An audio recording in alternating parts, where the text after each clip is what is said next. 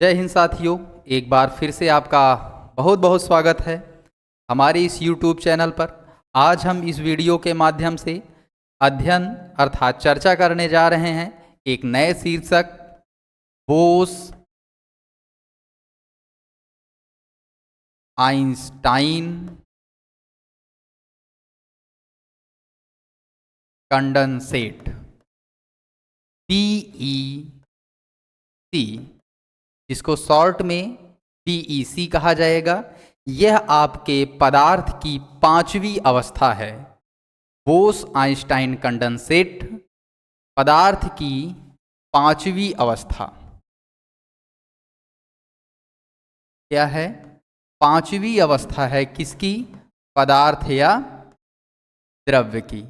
तो द्रव्य या पदार्थ की पांचवी अवस्था है बोस आइंस्टाइन कंडेंसेट, जिसे हम शॉर्ट में BEC कह सकते हैं। तो सबसे पहले इस पर हम ध्यान देंगे आगे बढ़ने से पहले कि प्रश्न यह होगा कि खोजकर्ता, इसके खोजकर्ता कौन है? खोजकर्ता, अगर हम खोजकर्ता की बात करें तो शीर्षक के नाम से ही लग रहा है, नाम में ही छुपा है बोस।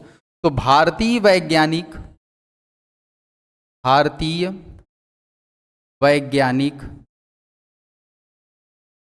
सत्येंद्र नाथ बोस जी हैं। इसी श्रृंखला में, इसी क्रम में आइंस्टाइन से याद रखेंगे कि अल्बर्ट आइंस्टीन जी को भी इसका श्रेय जाता है। गहराई में अध्ययन की बात करें तो खोज के लिए हम इसकी भूमिका के लिए, इसकी भविष्यवाणी के लिए कह सकते हैं कि श्रेय जाता है केवल और केवल भारतीय वैज्ञानिक सत्येंद्र नाथ बोस जी को। आगे जाकर के अल्बर्ट आइंस्टीन जी ने इसकी पुष्टि की। वास्तव में ऐसा होता है, ऐसा विवेचित करने वाले कौन है? हमारे अल्बर्ट आइंस्टीन जी हैं। खोज कर इसकी भूमिका को बताने वाले सत्येंद्र नाथ बोस जी हैं, जो कि भारत के ही अर्थात भारतीय वैज्ञानिक हैं। अब प्रश्न ये उठता है कि इसकी खोज हुई कैसे? तो याद रखेंगे जो हमारे भारतीय वैज्ञानिक बोस जी हैं, ये एक विशेष प्रकार के कण की खोज करते हैं। क्या करते हैं? एक विशेष प्रकार के कण की खोज करते हैं और इस कण को हिग्स बोसॉन की संज्ञा दी जाती है। यह एक बोस जी, भारतीय वैज्ञानिक सत्येंद्र नाथ बोस जी एक विशेष प्रकार के कण की खोज करते हैं जिसको हिग्स बोसॉन कहा जाता है। इस कण को ईश्वरीय कण भी कहा जाता है। ईश्वरीय कण, गॉड पार्टिकल भी कहते हैं।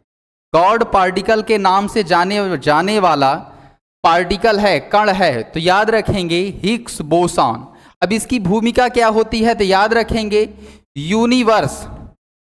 यूनिवर्स यानी आपके ब्रह्मांड में जब ब्रह्मांड का निर्माण होता है तो इसके निर्माण में ये एक अहम भूमिका निभाता है। कौन? Higgs boson. इस हिग्स बोसॉन नामक कण के खोजकर्ता कौन कह सकते हैं? सत्येंद्र नाथ बोस जी। इसी कण की खोज के पश्चात आपके पदार्थ की पांचवी अवस्था BEC का खोज होता है, या इसी खोज में ही छिपा हुआ है BEC की खोज। तो याद रखेंगे जो आपका हिग्स बोसॉन पार्टिकल है, कण है, इस हिग्स बोसॉन कणों को जब बहुत ही कम ताप पर, एकदम से कम ताप यानी कह सकते हैं निम्न ताप।